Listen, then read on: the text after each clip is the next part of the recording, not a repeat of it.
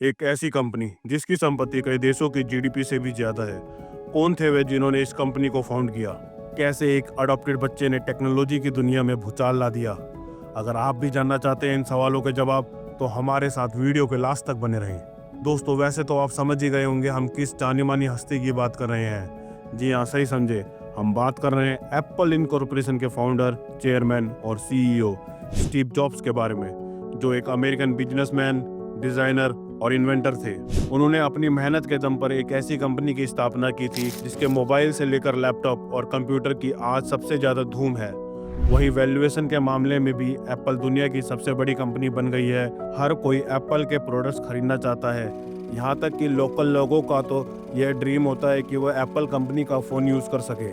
कई बार तो आपने एक ऐसी खबर भी सुनी होगी कि लोगों ने एप्पल कंपनी के प्रोडक्ट्स खरीदने के लिए अपनी किडनी तक बेच दी। इसी बात से आप अंदाज़ा लगा सकते हैं कि मार्केट में एप्पल कंपनी किस मुकाम पर है, और इसे यह मुकाम दिलाने वाले कोई और नहीं बल्कि स्टीव जॉब्स थे, जिन्होंने एक गैराज से इस कंपनी की शुरुआत की थी। पर किस तरह ये दुनिया की नंबर 1 कंपनी बनी, ये जानने से पहले हमें स्टीव जॉब्स के बारे में जानना होगा।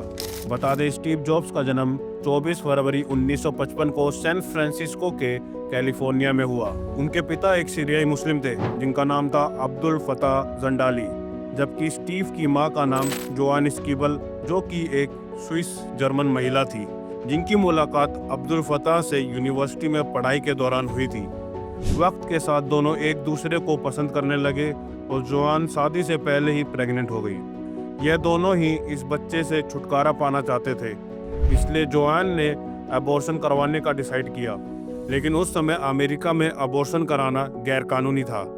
ऐसे में इन दोनों ने तय किया कि वह बच्चे को जन्म देने के बाद किसी अच्छी फैमिली को दे देंगे। इस तरह स्टीव जॉब्स का जन्म एक अनवांटेड चाइल्ड के रूप में हुआ, जिन्हें जन्म के कुछ समय के बाद ही सैन फ्रांसिस्को में रहने वाले पॉल जॉब्स और उनकी पत्नी क्लारा जॉब्स को दे दिया गया। और इन दोनों ने स्टीव की काफी अच्छी परवरिश की, उनकी हर ख्वाहिश को पूरा किया। इसके बाद साल 1959 में स्टीव की फैमिली सैन फ्रांसिस्को को छोड़कर कैलिफोर्निया के माउंट व्यू शहर में शिफ्ट हो गई। उस वक्त बदलती टेक्नोलॉजी के साथ माउंट व्यू इलेक्ट्रॉनिक्स का सेंटर बनता जा रहा था, और शायद इसलिए स्टीव जॉब्स को बचपन से ही इंजीनियरिंग और कंप्यूटर से काफी लगाव हो गया। लेकिन उनका पढ़ाई में बिल्कुल भी मन नहीं लगता था। साथ ही स्कूल के दूसरे स्टूडेंट भी उन्हें काफी तंग किया करते थे।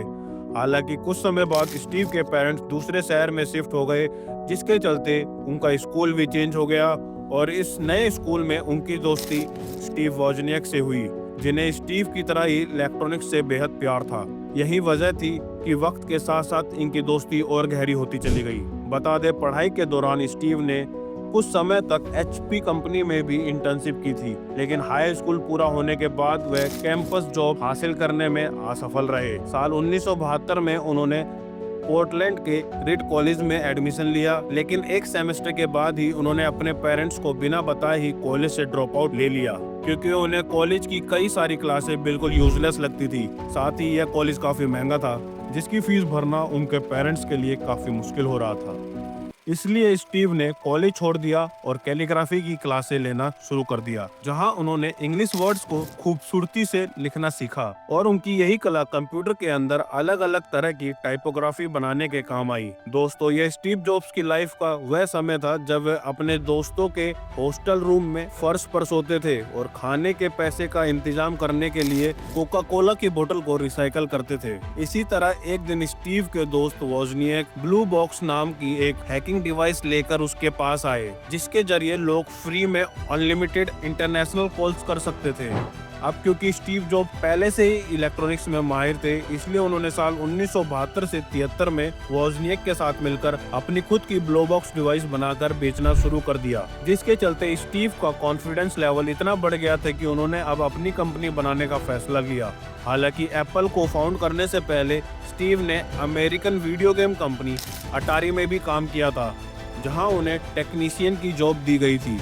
और साथ ही उनका भारत विजिट करने का सपना भी इसी कंपनी की बदौलत पूरा हुआ। बहुत कम लोग इस बात को जानते हैं कि स्टीव जॉब्स अपनी नौकरी से पैसे बचाकर भारत की यात्रा पर आए थे और यहाँ पर उन्होंने बुद्धिज्म का अनुभव किया था, जिसके बाद साल 1976 में उन्होंने वोजनियक के साथ मिलकर एप्पल कंपनी की स्थापना की। शुरुआत में उनके घर का गैराज ही इस कंपनी का हेडक्वार्टर हुआ करता था और इसी गैराज में उन्होंने एप्पल का पहला कंप्यूटर एप्पल 1 बनाया। यह कंप्यूटर आज के मॉडर्न कंप्यूटर से पूरी तरह से अलग था, जिसे लोग अपने हिसाब से कस्टमाइज किया कर सकते थे। उस वक्त टेक्नोलॉजी का सारा काम वोजनियक देखते थे, जबकि स्टीव टेलीफोन पर कंपनी के लिए इन्वेस्टर ढूंढते रहे। एप्पल 1 लॉन्च के बाद स्टीव ने अगले साल एप्पल 2 को मार्केट में लॉन्च किया, जो सही मायने में एक पर्सनल कंप्यूटर जैसा था। एप्पल 2 मॉडल का कंप्यूटर इतना सफल रहा कि कम समय में इसकी रिकॉर्ड तोड़ सेल हुई और कंपनी जल्द ही फॉर्च्यून 500 की लिस्ट में शामिल हो गई और एप्पल की सेल अगले 3 साल में $118 मिलियन के आंकड़े तक पहुँच गई। लेकिन एक तरफ एप्पल 2 बेहद कामयाब रहा तो वहीं कंपनी के कुछ प्रोडक्ट्स बुरी तरह फेल भी हुए, जिसमें एप्पल 3 और लीसा कंप्यूटर का नाम शामिल था।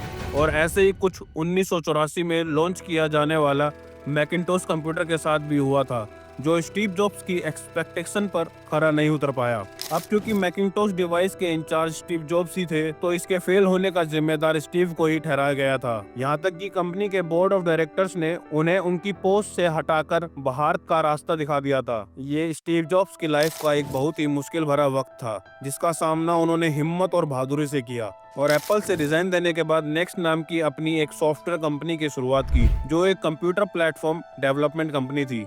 इसके साथ ही स्टीव ने पिक्सार कंपनी के मेजॉरिटी स्टेक खरीद लिए, जिसके चलते ये कंपनी के अध्यक्ष और सीईओ बन गए। यहाँ आपकी जानकारी के लिए बता दें कि पिक्सार वही कंपनी है जिसने स्टीव जॉब्स के कार्यकाल में साल 1995 में दुनिया की पहली 3D animated film toy story को बनाया था। इस तरह स्टीव जॉब्स एप्पल से निकाले जाने के बाद कामयाबी की बुलंदी को छूते रहे, जबकि उनकी गैर मौजूदगी में एप्पल कंपनी की हालत बहुत खस्ता हो गई थी। यहाँ तक कि 1997 में यह कंपनी बैंकरप्सी होने के कगार पर पहुंच गई थी, जिसके बाद आखिरकार एप्पल को बचाने के लिए स्टीव जॉब्स को वापस सीईओ का पद दिया गया। तो दोस्तों, इस बार स्टीव जॉब्स अपने साथ नेक्स्ट कंपनी का ऑपरेटिंग सिस्टम ओएस भी लेके आए थे और फिर बाद में यही ओएस मैक ओएस के नाम से जाना गया। इस नए ऑपरेटिंग सिस्टम की मदद से स्टीव ने एप्पल को डूबने से बचा लिया और एक के बाद एक कई कमाल किए, जिन्होंने टेक्नोलॉजी की दुनिया को बदल कर रख दिया। दरअसल साल 2001 में स्टीव ने आईपॉड लॉन्च किया, जिसने लोगों के म्यूजिक सुनने के तरीके को ही बदल दिया, साथ ही पूरी म्यूजिक इंडस्ट्री को भी हिलाकर रख दिया। इसके बाद साल 2007 में स्टीव ने मार्केट में अब आईफोन को लॉन्च किया, जिसे आज भी इतिहास का सबसे सक्सेसफुल लॉन्च माना जाता है, क्योंकि आईफोन ने रातों रात स्मार्टफोन इंडस्ट्री के पूरे गेम को ही चेंज कर दिया था। अगर हम कहें कि आईफोन की सफलता ने आज एप्पल को दुनिया की सबसे बड़ी वैल्यूएशन वाली कंपनी बनाया है, तो ये कहना गलत नहीं होगा।